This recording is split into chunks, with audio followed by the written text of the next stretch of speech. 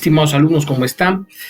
En esta ocasión vamos a ver la segunda parte del estudio del derecho romano en nuestro curso de Historia General del Derecho. En esta ocasión vamos a ver lo relativo a los juristas y el imperio. Como estábamos viendo ya más o menos para mediados finales de la República Romana, las cosas en Roma comienzan a complicarse, puesto que Roma comienza a crecer, a ampliar su poder, a establecer vínculos y relaciones con otras ciudades, y al ocurrir esto, justamente la realidad misma social se complica y se necesitan nuevas alternativas para salir al paso de esta realidad social, ¿no? La institución misma del pretor peregrino es una de ellas, ¿no? Y es así que las viejas tradiciones romanas, que siguen siendo importantes y están siendo valoradas por el pueblo romano, y el pueblo romano se siente muy orgulloso de sus tradiciones como cualquier pueblo, comienzan a presentarse frente a situaciones totalmente nuevas y en base de estas tradiciones se trabaja y se generan nuevas respuestas. Y es ahí donde aparece un grupo que es fundamental para la historia del derecho, que son los juristas. Como hemos dicho, ni siquiera los pretores tenían formación jurídica, y al complicarse los asuntos sociales,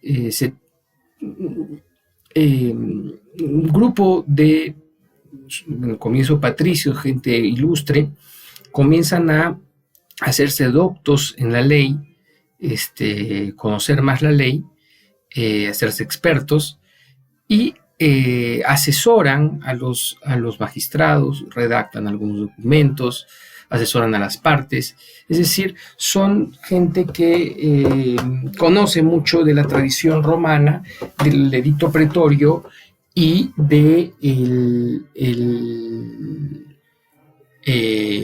obviamente de la ley de las 12 tablas, y es así que van generando una serie de respuestas a interrogantes jurídicas que le hacen los pretores, que le hacen los propias partes, ¿no? Entonces, hemos dicho que los juristas son personajes que nacen de la controversia, ¿no? Es decir, nacen de la controversia, nacen de cuando hay un problema, una interrogante jurídica. Ellos utilizan su saber y interpretan el saber jurídico que tienen para llevar a cabo al caso concreto, lo adecúan y llegan a una solución, a una respuesta. Una respuesta que no tiene que estar dada a satisfacer al que le está consultando. Ellos podían dar respuestas diferentes a las pretensiones, incluso podía estar en desacuerdo con ellos mismos, porque justamente al estudiar y interpretar la ley se daba diferente manera de interpretar la ley. Y es así donde partimos una cosa que es muy importante y fundamental para su conocimiento en la vida jurídica, ¿no? Normalmente, como hemos dicho, uno de los problemas que se tiene es identificar el derecho con ley, ¿no?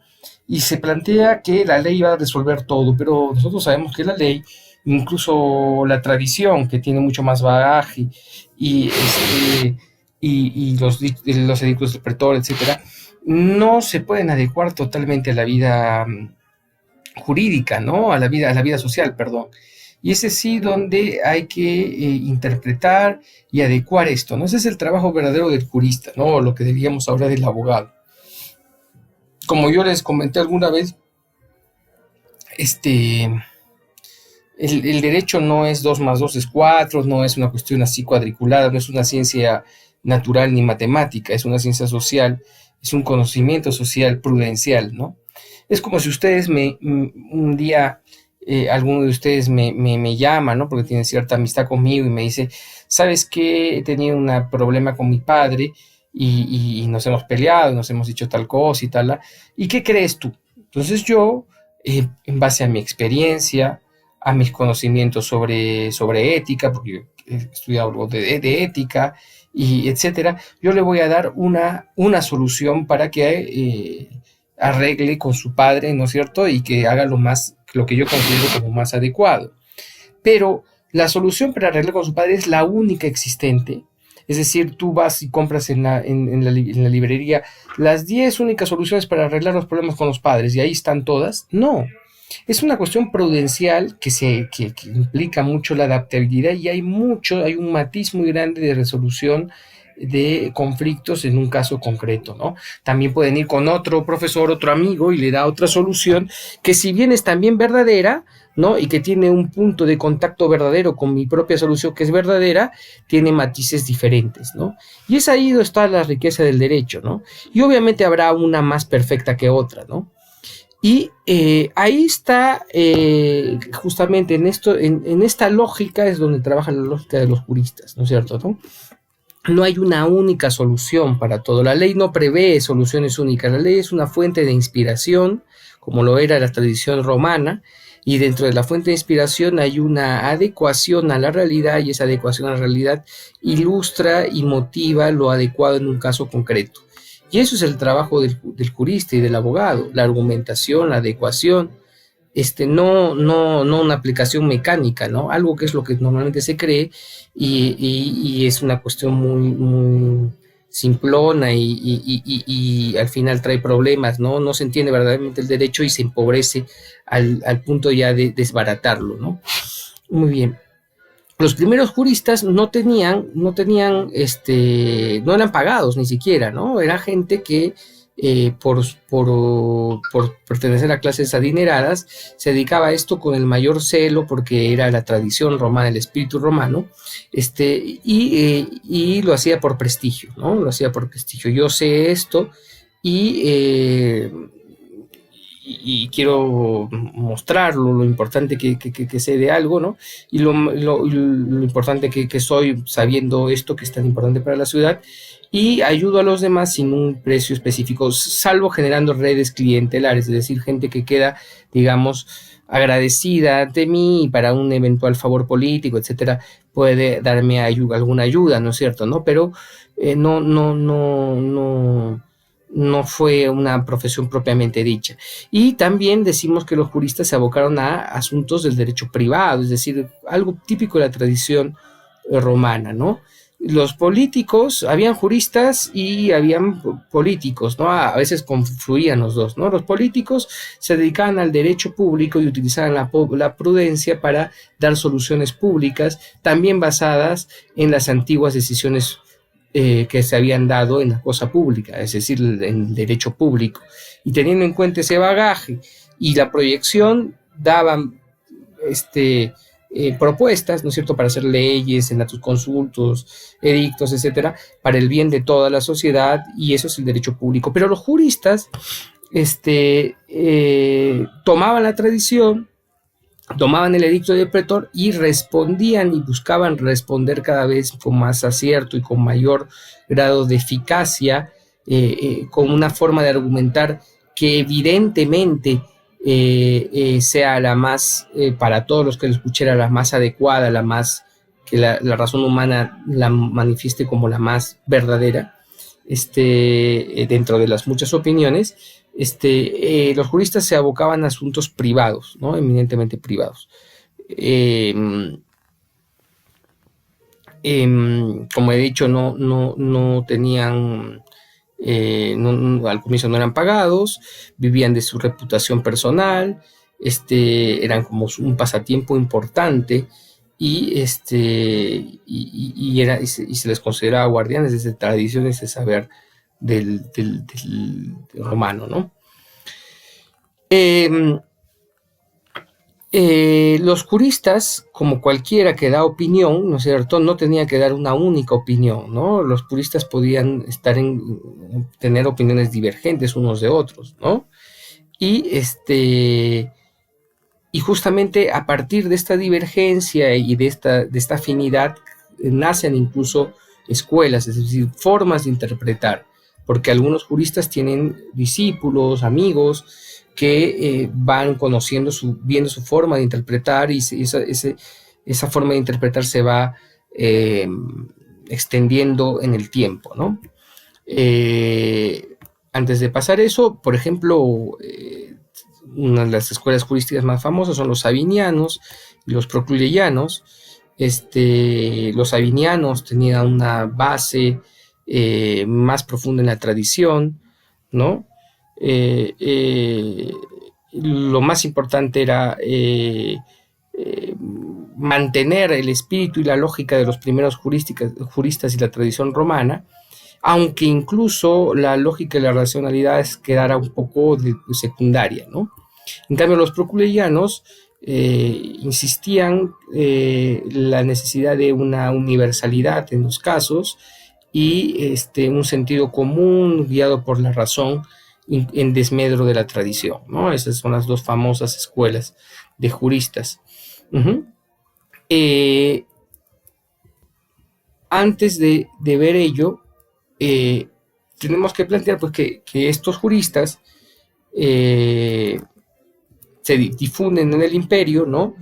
Y su producción se llama la jurisprudencia, es decir, prudencia es la acción de dirimir, de dar un consejo frente a un caso concreto, y esta acción de dirimir, de dar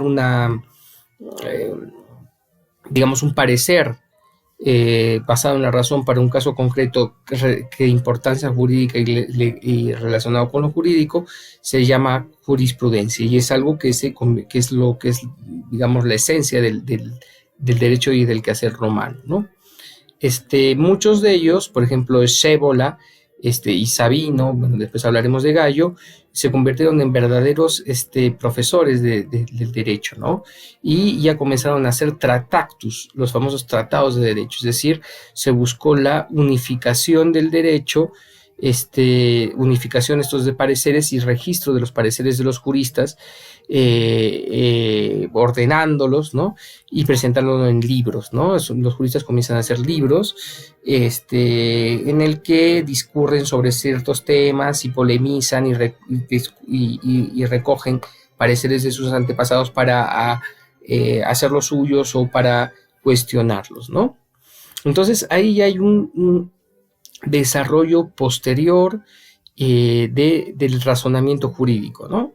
O sea, y hemos dicho que cómo se da el razonamiento jurídico en términos hipotéticos universales, es decir, el que hace tal cosa. No, los juristas se nutrían de cuestiones muy concretas, de controversias concretas, se nutrían de la realidad. Eso es muy importante que lo tengan en cuenta, muchachos. Los juristas no eran gente que estaba, pues, tipo filósofos claro, tenían alto componente de elucubración, ¿no? Pero ellos se basaban de casos concretos, ¿no? No estaban en las nubes pensando posibilidades o como actualmente se consigue la ley, como, bueno, ahora vamos a ver que en el futuro todo va a ser así, ¿no es cierto? No. El derecho no se veía en tanto ley, como hemos dicho, sino se veía en tanto, si bien había unas cuantas leyes y unos cuantos principios tradicionales que estaban circulando, en función a esos principios se trabajaba y se buscaba soluciones aplicadas a los casos concretos. Y algunas soluciones eran tenidas más en cuenta que otras soluciones, y eran valoradas, y el nombre de ese jurista era valorado, y su obra era tenida por importante. Y entonces estas soluciones pronto se convertían en soluciones canónicas, es decir, que prácticamente no se refutaban, ¿no? O sea, se podían refutar, pero el peso de su argumentación y el lustre del quien lo daba hacía que la gente no refutara esa situación, ¿no? esa opinión. Entonces no se dan por dictados generales de leyes que quieren controlarlo todo, y por congresistas que están, digamos, viendo el futuro y proyectándolo en 50, 100 años, queriendo transformar el futuro. No. hemos visto en el mundo antiguo no se buscaba esa idea prometeica de hacer el futuro de, de, digamos, transformar la realidad, no, no. La realidad misma imponía un problema y la interpretación de la propia realidad, no con ámbito transformativo, sino con ánimo interpretativo, permitía una solución adecuada. Muy bien. Como hemos dicho, estos juristas trabajaban con casos concretos, los respondían y, ahí había pues como una fuente de conocimiento sobre esto. Voy a dar una analogía, una especie de ejemplo para que para ustedes se les haga más fácil esta idea, ¿no? Imagínense que yo me dedico a entender las relaciones de familia. Entonces, además de yo, digamos, leer algunos tratados de moral, ¿no es cierto?, ¿no?, que son principios generales, pues, de la Biblia, ¿no es cierto?, leo también ámbitos religiosos, etcétera. Yo lo que no me voy a dedicar es a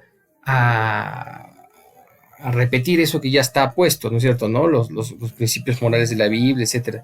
No, no, no. Sino lo que yo voy a hacer es, que quiero dedicarme a temas de familia, es tener un consultorio, ¿no es cierto? Y en ese consultorio viene gente y me pregunta, mire, mi hijo no me hace caso por tal cosa, etcétera, etcétera. Y entonces yo, como dentro de mi prudencia y dentro de mi saber, llego a una solución. Y digo, no, porque haga esto, haga el otro.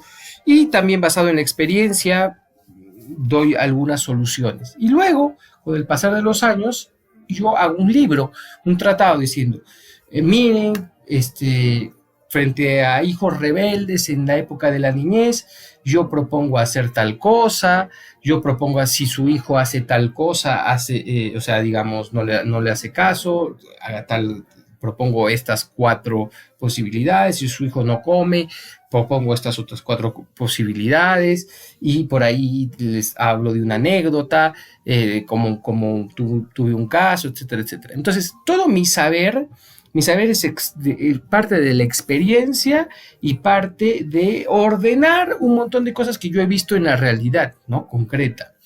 Y luego también puedo hacer un segundo libro en el que contrasto mi propia experiencia con la experiencia de otro consejero familiar que yo conozco por ahí, que tiene otros pareceres. Yo digo, no, el parecer de fulano no me parece, porque cada vez que yo lo hice, sale al final estos son los perjuicios. Más o menos así era el derecho. El derecho era un gabinete, no un sitio donde la gente pues inventaba el mundo y cómo se iba a ordenar, no inventaba las leyes, eso no, sino era un gabinete donde la gente presentaba problemas y a la luz de la tradición, a la luz del edicto del pretor, a la luz de la ley de las 12 tablas, se utilizaban todos estos elementos como materiales para dar una solución, ¿no? Dice, mire, me ha pasado tal cosa, no me paga o sea, problemas verdaderamente complejos, ¿no? Porque las cosas simples ya se sabe que, o sea, me mataron mi perro, bueno, anda y reclama que te lo paguen y se acabó, ¿no? Pero si hay un problema complejo, por ejemplo, yo tengo una pared que divide mi casa con la casa de mi vecino, que es mi pared, eso ya se llama medianera. Y esa pared, al lado de la pared de mi vecino, hay un árbol muy bueno de manzanas.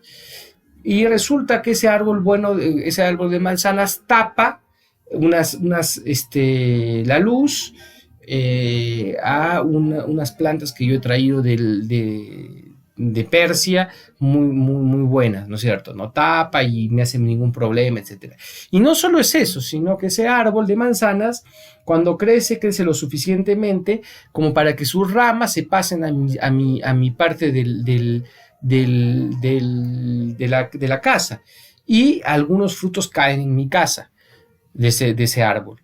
Entonces yo obviamente digo, mira, este árbol me perjudica. Segundo, mi vecino tiene ni el respeto como para cortar las ramas que están pasando a mi lado, ¿no es cierto?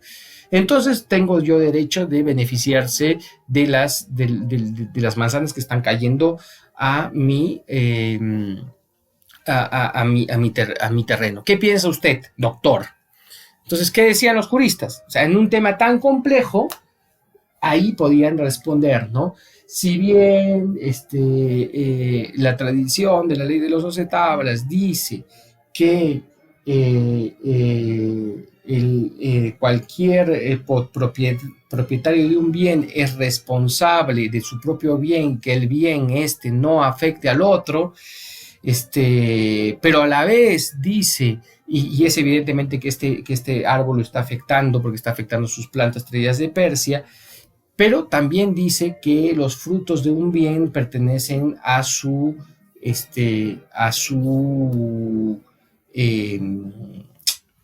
eh, propietario más allá de donde aparezcan, ¿no es cierto? ¿No? Por ejemplo, si es mío ya se dio el caso de un pretor que dijo anteriormente que hubieran 2 ovejas que estaban preñadas y que lamentablemente se perdieron y dieron a luz en territorio de mi vecino, y mi vecino quería quedarse con las ovejas porque nacieron en territorio de mi vecino, pero el fruto es de las ovejas que es de propiedad mía, entonces por lo tanto no podía ser. Entonces, teniendo en cuenta eso, las manzanas, a pesar que han caído en terreno de usted, son de su vecino. Sin embargo, le está haciendo daño. Y por lo tanto, yo diría que la mejor manera de solucionar eso es, primero, dar 2 opciones: o que él corte las ramas, y si no corta, todas las manzanas que caigan a su propiedad serán compensación por los daños que le están haciendo. Y si corta, ya se va a solucionar el problema de los frutos y se va a solucionar el problema de la luz que no está pasando a las flores que ha traído de usted de Persia. Me estoy inventando un ejemplo, ¿no? Me lo acabo de inventar. Voy a buscar unos ejemplos más propicios de jurisprudencia. Pero ¿cómo entonces planteaban y llegaban a sofisticación tan grande de solucionar problemas que a ustedes les puede parecer ridículos, de plantas que se pasan de un lado a otro, ¿no? O plantas que tapan el desagüe y hacen problemas, ¿no es cierto?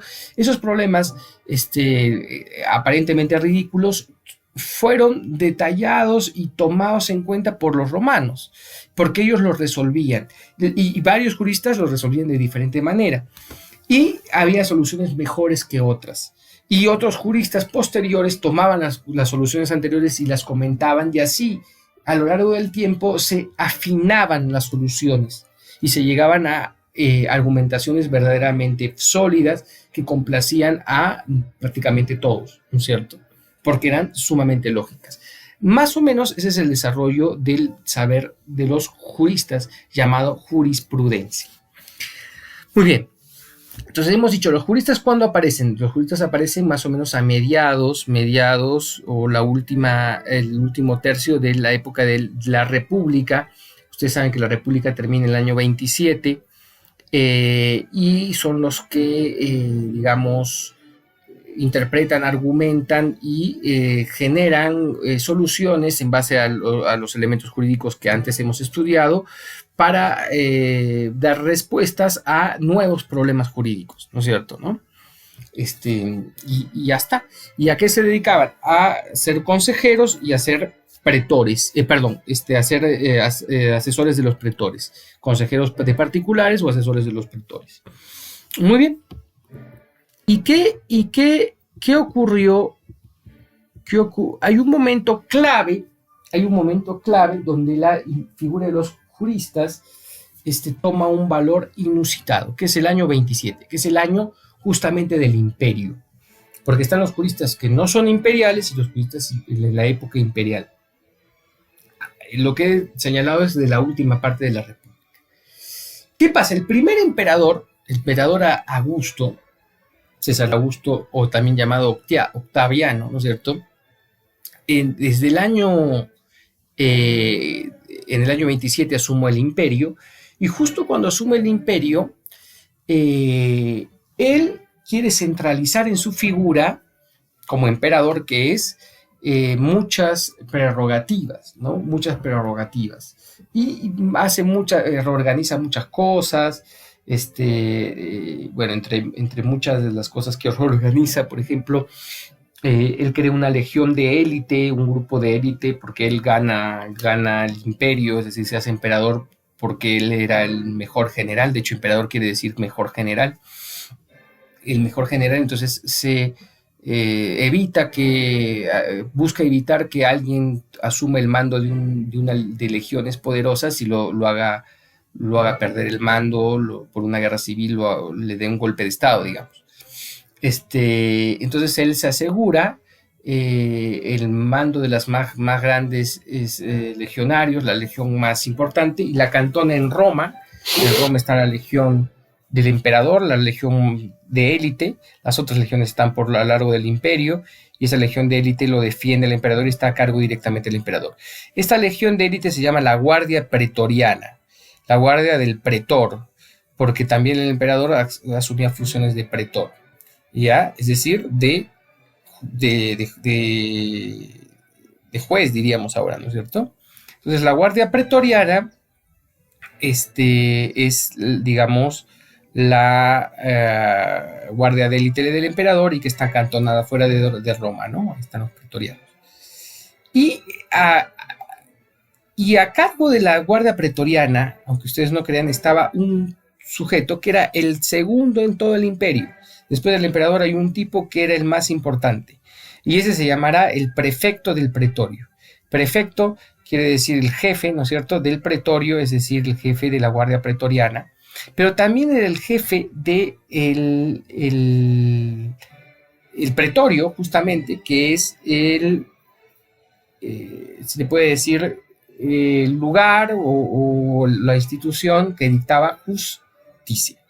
Entonces se junta un poco esta noción del prefecto del pretorio, que a la vez es el jefe de la guardia pretoriana, a la vez es como, digamos, el máximo supremo después del emperador, encargado de Roma y de su abastecimiento, es el que ordenaba Roma, pero a la vez también es el encargado de cuestiones judiciales. Entonces, el emperador Augusto, al crear el guardia pretoriana y el puesto del prefecto del pretorio, lo pone a cargo de prefecto de pretorio a gente de su confianza, evidentemente, pero también con a gente de gran nivel cultural, de gran nivel y talento, y pone preferentemente juristas. Y estos juristas serán sus digamos, ministros o consejeros para llevar a cabo su función de pretor, es decir, de juez. Entonces, los juristas, en la época del Imperio Romano, los juristas, bueno, no todos los juristas, pero algunos juristas van a ser tomados como empleados, ¿no es cierto?, empleados a cargo del emperador, y estos juristas van a hacer dos cosas específicamente. Van a emitir dictámenes, pareceres, ¿no es cierto?, sobre cuestiones jurídicas, y segundo van a, o sea, se le pone en consideración alguna diferencia, alguna duda, ¿no?, jurídica, y quién dirime esa diferencia, el emperador. Pero en el fondo el emperador está dedicado a otras cosas. El que dirime y el que da su parecer es el jurista de turno, el prefecto del pretorio, ¿no? Y quien lo refrenda, quien firma, el emperador, ¿no? Entonces, por ejemplo, si hay una disputa entre Juan y Jorge, ciudadanos romanos, y han ido donde el emperador para que él resuelva su problema como juez supremo, el emperador ni los escucha, no le interesa. El que lleva a cabo, digamos, el proceso es el prefecto del pretorio. Prefecto del pretorio, que es jurista, que es uno de los mejores juristas de toda Roma, escucha su caso, lo soluciona, y el que firma la solución como si fuera suya es el emperador. Y al firmar el emperador con eso, ciertos pareceres de los juristas, o sea, ciertas opiniones de los juristas, los está elevando al rango de no ley, porque no son leyes, pero al rango de oficial, de oficialidad, ¿no es cierto? Y es una cosa oficial, y es una cosa importante, y es una cosa que está revestido no de una opinión simple, sino de una opinión apoyada por el emperador. Entonces, están estos pareceres imperiales. Y después también los juristas, no solo ellos, digamos,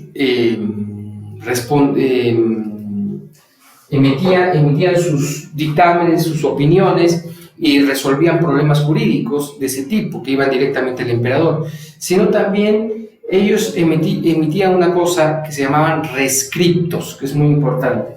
¿Y qué son los rescriptos? Respuestas que se daban a preguntas de tipo jurídico, ¿no? Por ejemplo, un gobernador de un lugar que era también a la vez juez, o el gobernador de Siria, o el prefecto de no sé dónde, de las Galias, le mandaba preguntas, porque hay temas realmente complicados que eran muy difíciles de contestar, y esos temas lo respondía el emperador, pero en realidad el que lo respondía era el jurista, que era prefecto del pretorio, y el emperador simplemente firmaba el rescripto. Entonces tenemos esto, ¿no? Estos edictos y los rescriptos, que son respuestas de problemas concretos otra vez. O sea, los juristas siguen haciendo lo mismo, ¿no? Siguen resolviendo problemas concretos, pero esta vez ciertos juristas ya van a ser, digamos, subidos de categoría y tendrán parecer oficial, ¿correcto? Muy bien. Después vamos a hablar ya de Adriano, ¿no? De Adriano. Esta es la llamada época clásica. La época clásica, que es el siglo II y el siglo III, es la época de mayor desarrollo del derecho en toda la historia. De hecho, todo el derecho estaba basada en... todo el derecho actual está basado en lo que se ha planteado en la época clásica. Hay algunos avances en derecho constitucional, derecho financiero, comercial, que han venido de otras épocas, etcétera. Pero el derecho privado, el derecho civil privado, está calcado de la época clásica romana. O sea, los avances son mínimos, son absolutamente mínimos, ¿no es cierto? ¿No? Eso es tan importante. Y la época clásica es esta gran época de oro del derecho, y que se da justamente cuando los juristas relucen, ¿no es cierto? Y se dan estos dos tipos de juristas: los juristas que había varios, que hacían muchos análisis y opiniones, y circulaban libros, y la gente estaba muy interesada en que habían juristas que les pagaban, otros que no, que por simplemente su prestigio ejercían la jurisprudencia, y muchas escuelas de jurisprudencia, habían profesores ya más establecidos, pagados, y hay una multiplicidad de opiniones y respuestas a casos concretos, ¿no? Y incluso hay, como he dicho, algunos juristas contados que incluso eran considerados los mejores y eran tomados como empleados, como funcionarios de los emperadores. Y al ser tomados como funcionarios de los emperadores,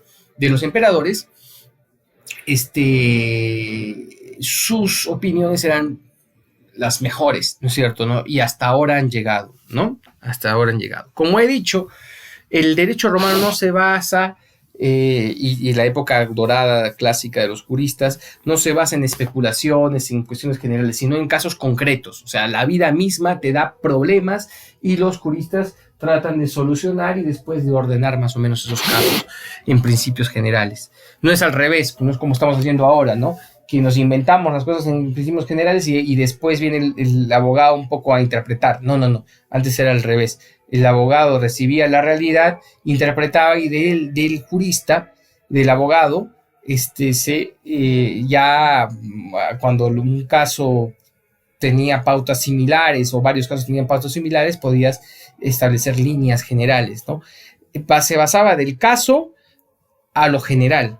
Ahora todo es de lo general, del precepto general inmaterial abstracto que se llama ley, al caso concreto. Eso cambia mucho, dicho sea eso. ¿Cuáles son antes de pasar a Gallo, ¿cuáles son los juristas más prominentes? Los prefectos del pretorio más prominentes. Son, y yo pido que los estudien, que pues, se sepan sus nombres, son los siguientes: son Papiniano, el príncipe de los juristas, uno de los más grandes, ¿no es cierto? Paulo Ulpiano, ¿ya? Papiniano, Paulo Ulpiano, uno de los más grandes juristas, todos ellos prefectos del pretorio. Falta uno más que se llama Modestino, que no está ahí. Papiniano, Paulo Ulpiano, Modestino.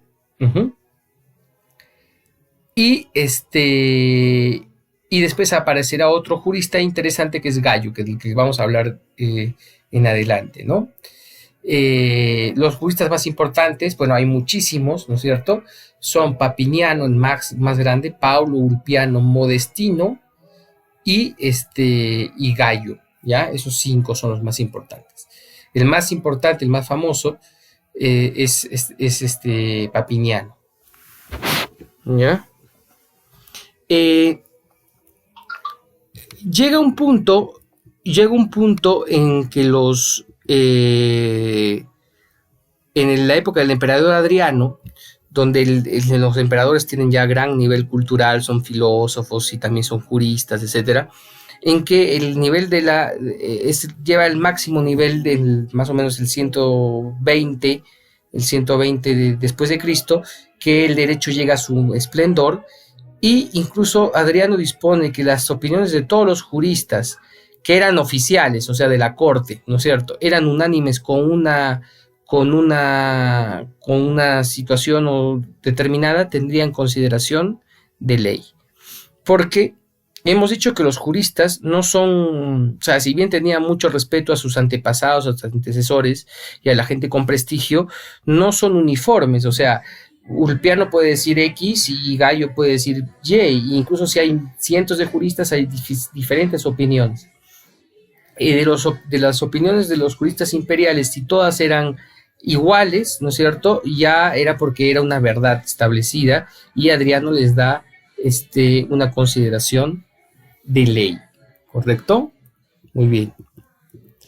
Y aparece otro importante jurista, lo vamos a llamar así, pero en realidad más que jurista él era un profesor de derecho, ¿ya?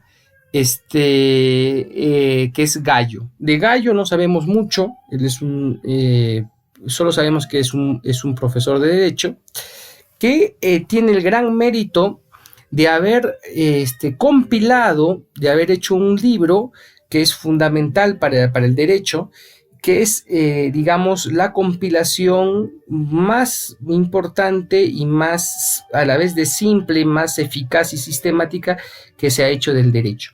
Él reunió para enseñarles a sus alumnos de manera didáctica, porque él no era jurista, o sea, también obviamente conocía el derecho, pero él más se dedicó a la enseñanza del derecho que a la resolución de casos, ¿no? No era como Papiniano, Paulo Ulpiano y Modestino.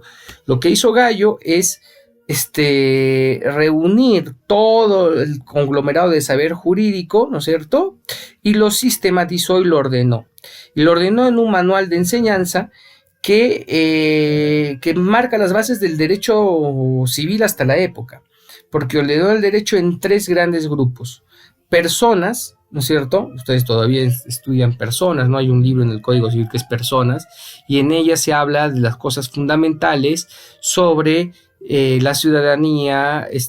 Ahí también se incorpora lo que es familia, ¿no es cierto?, la situación familiar, la libertad, etcétera, etcétera, ¿no?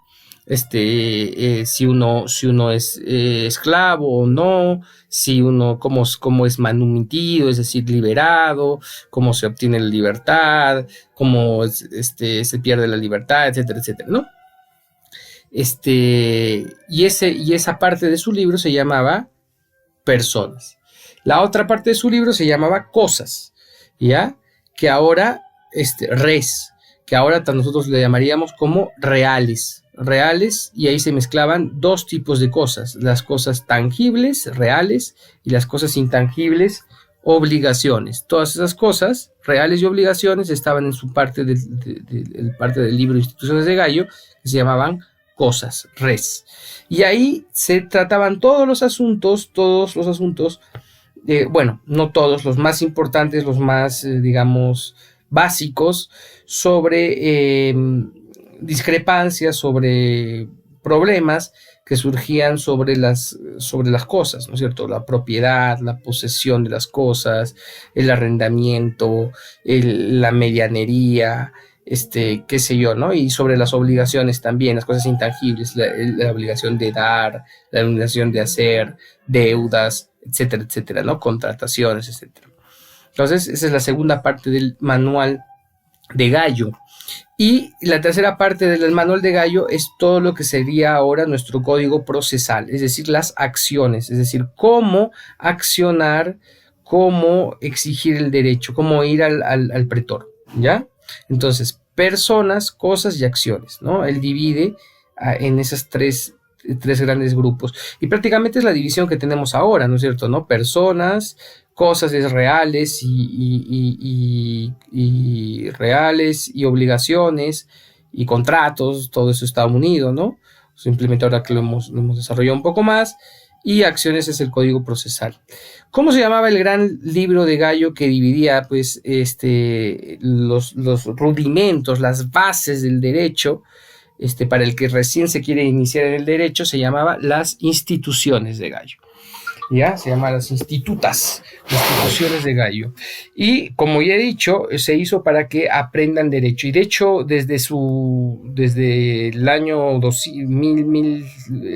el año 150 hasta hace poco, era el libro fundamental hasta en el Perú, hasta 1800, hasta el siglo XIX, el libro fundamental para aprender derecho. O sea, los primeros años se aprendía con las instituciones de Gallo. ¿Cómo estudiaba la gente? Estudiaba las instituciones de Gallo y después, ya si querías ser doctor, estudiabas Papiniano, Ulpiano, que son sus recopilaciones de sus obras, que son mucho más sofisticadas. ¿Correcto?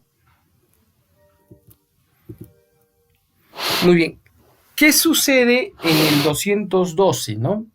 Se da la Constitución Antoniana. Primero, ¿qué es una constitución? ¿Qué es una constitución, no? La Constitución Antoniana. La Constitución es, digamos, una colección que comienza, lo dio el emperador Caracalla en el 212, y dio la primera constitución, que es la Constitución Antoniana, y en la que se plantea, las constituciones son como una especie de compendio de normas que habían dado los emperadores, el mismo emperador o los emperadores anteriores, ¿no es cierto? Ya desde esta época, desde el 200 más o menos, finales del siglo III, inicio del siglo III y finales del siglo III, ya se dan las famosas constituciones. Las constituciones son, digamos, conglomerado de como una especie de código, ¿no? O sea, una reunión de normas en las cuales estaban edictos imperiales, ¿no es cierto?, órdenes imperiales, senatus consultus, es decir, acuerdos del Senado, que el Senado todavía existía, aunque estaba bajo las órdenes del imperio, del emperador, y los famosos rescriptos y dictámenes que hacían los juristas de casos concretos. Entonces, las constituciones son interesantes porque ahí, digamos, encontramos, porque se encuentran todavía copias de las constituciones, digamos, ese compilado donde hay también conocimiento del derecho privado. El derecho privado se guardaba también en las constituciones, ¿no? La Constitución Antoniana es famosa porque él plantea un edicto en la Constitución Antoniana por lo cual todos los todos los nacidos y habitantes del imperio en tierra romana van a ser romanos.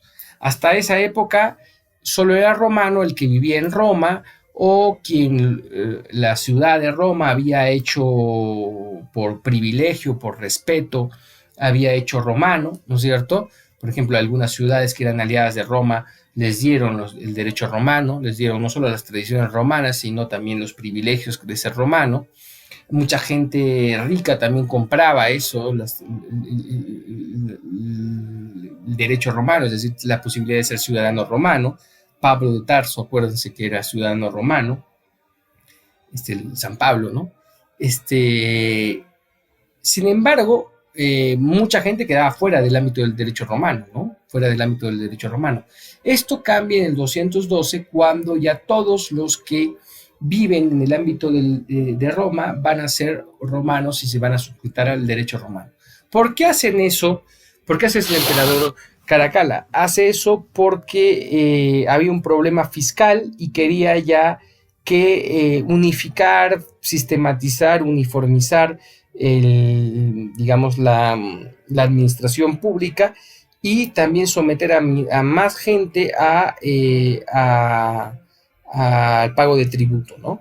Es decir, ya no tener esas situaciones especiales que unos tributan, otros no tributan, los romanos no tributan, los no romanos sí tributan, etcétera.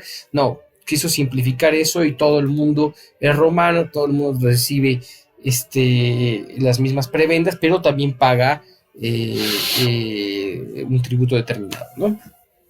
Eso que permitió que el derecho civil y evidentemente toda la riqueza del derecho civil, como es la jurisprudencia, etcétera, se difundiera por todo el imperio, por toda Europa, ¿no? Muy bien. Voy a leer un párrafo de Kunkel. Dice: la jurisdicción de los magistrados mantuvo fuerza creadora de derecho hasta el siglo II y hubo épocas que fue el elemento dominante de la evolución jurídica romana. ¿Ya? Y sobre todo en los últimos siglos de la República. Cuando estoy hablando de la jurisdicción de los magistrados, estoy hablando de estos juristas imperiales que daban, en nombre del emperador, respuestas, o sea, daban pareceres y también respuestas a cuestiones jurídicas. Es entonces cuando aparecen junto a ellos otros factores que finalmente terminan por disolverla. Ya estamos hablando ya del fin, esta época con la Constitución antoniana ya se plantea el fin de esta gran época de la época clásica del derecho romano, ¿no? ¿Cuáles son los factores que plantean el decaimiento de la época clásica? La jurisprudencia llega a un punto máximo, ¿no es cierto? Grandes creaciones hasta el fin de la República y fue un elemento productivo de la vida romana. Y la legislación imperial, cada vez con más fuerza, disfrazada como convenía la naturaleza del principado, de creación jurídica casi magistral o de legislación senatorial. En la época tardía se presentó abiertamente y ella solo asume la creación de derecho romano tras haber aparecido las demás fuerzas. Con el pasar del tiempo, y más o menos ya a mediados del siglo III, es decir, 250 en adelante, 300 y 400, la imagen del emperador se hace mucho más rígida y se hace más parecida a lo que pasa en la actualidad, ¿no? Que en una sola persona, en este caso en 120 personas que son los congresistas, radica todo como una especie de monopolio de la ley, ¿no? Este múltiple saber jurídico interpretativo, que daba dinamismo al derecho y que se nutría de muchas fuentes y de fuentes concretas nacidas de las disputas diarias, se pierde más o menos a mediados del siglo III y como se ha señalado con la cita de Kunkel, se va concentrando el hecho de que la creación jurídica ya en el emperador y sus asesores más que en los magistrados mismos o en los juristas independientes que dependían si bien del emperador, pero tenían siempre cierta libertad para resolver problemas determinados, ¿no? Se va una tendencia a que el poder centralizado comience a determinar la vida social. Muy bien, ahí se da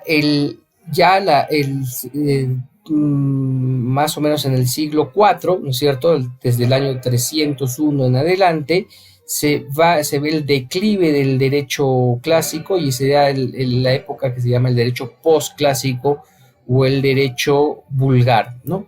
¿Qué pasa en la época del derecho postclásico vulgar? Pasan las siguientes cosas. Primero, ya no hay gran desarrollo de los juristas, ¿no es cierto? ¿No? O sea, ya se ha llegado a tal grado de sofisticación por los juristas que prácticamente la gente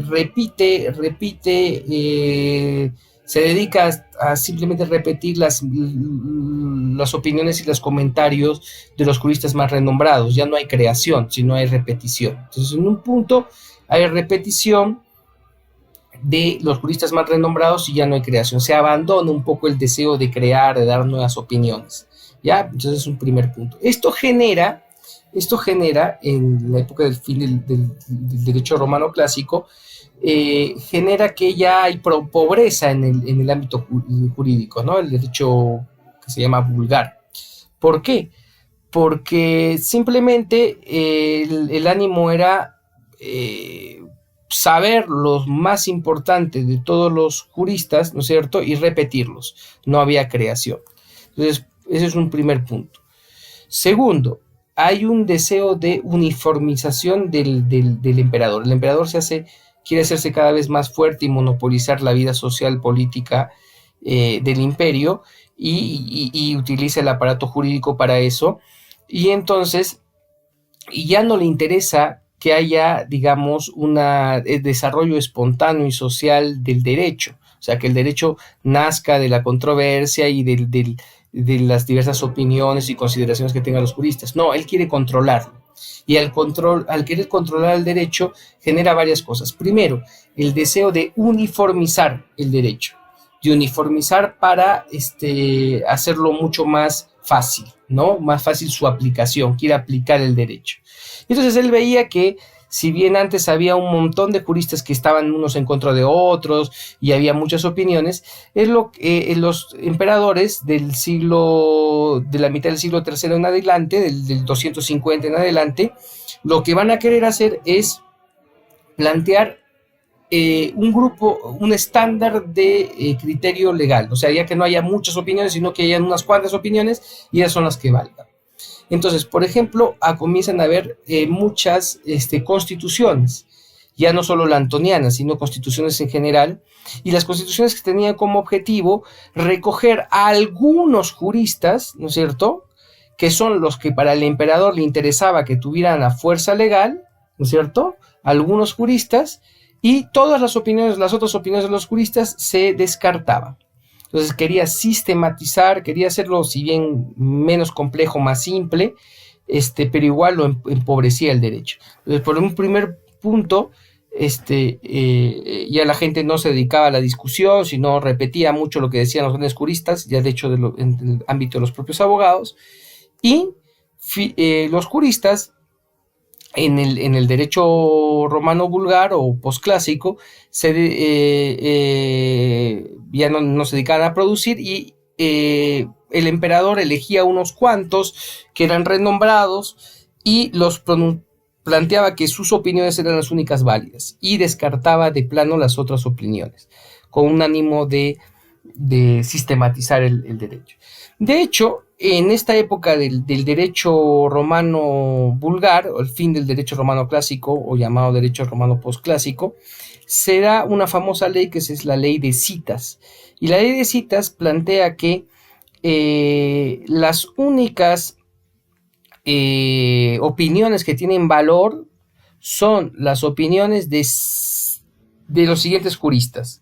Paulo, de los que les he dicho que se aprendan, ¿no?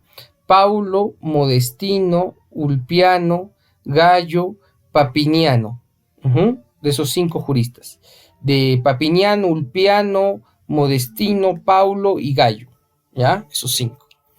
Y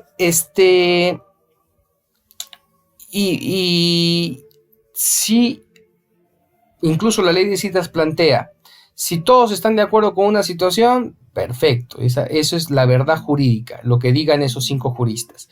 Si hay 2 que están a favor y 3 en contra, la verdad es lo que dice la mayoría. Y si hay igualdad, por ejemplo, Paulo y Ulpiano dijeron sí a algo y Papiniano y Modestino dijo no a algo, y Gallo nunca se pronunció sobre eso, y hay empate, prevalece la opinión de Papi. Incluso llegaron a ese punto de sofisticación la ley de citas. Entonces, ¿qué es lo que busca la ley de citas? ¿Qué es lo que busca las constituciones? La constitución teodosiana, etcétera, etcétera. Es hacer un estándar ya de una estandarización del derecho. Ya no busca un derecho tan sofisticado que resuelva muchos problemas, ya no tan creativo, donde hay una prolificación de opiniones y sea muy rico. No, no, no. Este es un tiempo de estandarización, porque al poder le interesa la estandarización y no la múltiple opinión. Entonces, desecha a todos los otros juristas que no son esos 5, ¿no es cierto? La ley de citas llega a ese punto tan drástico, desecha a todos los juristas que no son estos 5 y determina que lo que ellos dicen es lo fundamental, y lo demás no tiene valor. Entonces así se recorta la vitalidad del derecho y lo que hizo que el derecho romano sea tan poderoso, es decir, su creatividad y su desarrollo. Entonces hemos dicho que hay ese declive en el estudio, que ya la gente no solo se dedica a repetir.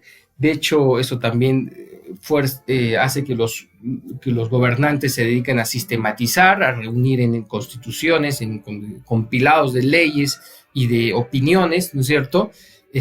Las opiniones de cierta gente, y lo demás está fuera del ámbito jurídico, ¿no? O sea, no es que no se pueda usar, sí vale, pero no vale, digamos, para no tiene el valor o la fuerza legal que tuviera que tenían esos 5 juristas.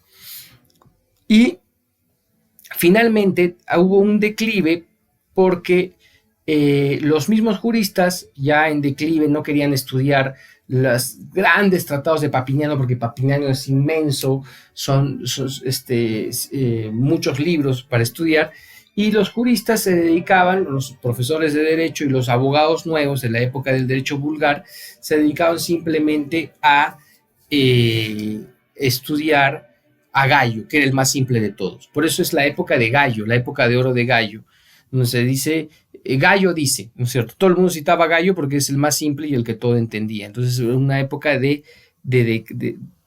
caída del derecho. Entonces, para hacer un balance final, el balance final le podríamos plantear de la siguiente manera. En primer punto en el primer punto hay, digamos, el derecho quiritario, que es el que ya hemos hablado, que es el derecho de las tradiciones, que aparece desde el 700 a.C., y llega a un punto de que se escribe el derecho quiritario por la ley de las 12 tablas, ¿no es cierto? Ya en el tiempo de la República Romana, de inicios de la República Romana, más o menos en el 400, y en el 300 aparece la figura del pretor con el derecho honorario, ¿no? Y más o menos ya para el 200 antes de Cristo aparece la figura de los juristas, los juristas republicanos, que se hacen muy importantes, y ya desde el 27 aparecen ya la imagen ya más poderosa de los juristas, con los juristas imperiales, ¿no es cierto?, ¿no? Y esa es la gran época del derecho, que se da desde el 27 hasta el 200, más o menos, hasta el siglo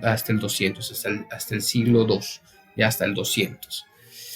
A partir del siglo II, ¿no es cierto?, el siglo III y IV, es la época del declive del derecho, porque hasta el siglo II, desde el año 27 hasta más o menos el año 200, había una proliferación de juristas y de opiniones y muchos libros y juristas más importantes que otros, y si bien algunos eran, digamos, avalados por el emperador, no eran los únicos que daban sus opiniones, y así proliferó y se dio el gran derecho clásico. Después viene el derecho postclásico, que se da desde el año 220, pongamos así, hasta el año 400, incluso ya con la caída del derecho romano. Y ese es un tiempo donde los emperadores ya querían estandarizar, querían aglutinar el poder, querían que no hubiera tantos opiniones, sino unas cuantas nomás para hacerlo mucho más estándar, mucho más fácil de aplicar. Querían también monopolizar las opiniones y monopolizar para sus intereses el derecho, intervinieron un poco más en la vida del derecho privado, que era tan libre en la época clásica, ¿no? Para esto también hubo un declive muy grande en el estudio del derecho, ya la gente, bueno, fascinada por los antepasados, simplemente repetía y ya repetía de manera vulgar, ni siquiera contestando o añadiendo o perfeccionando, simplemente se dedicaron a ser citadores de los grandes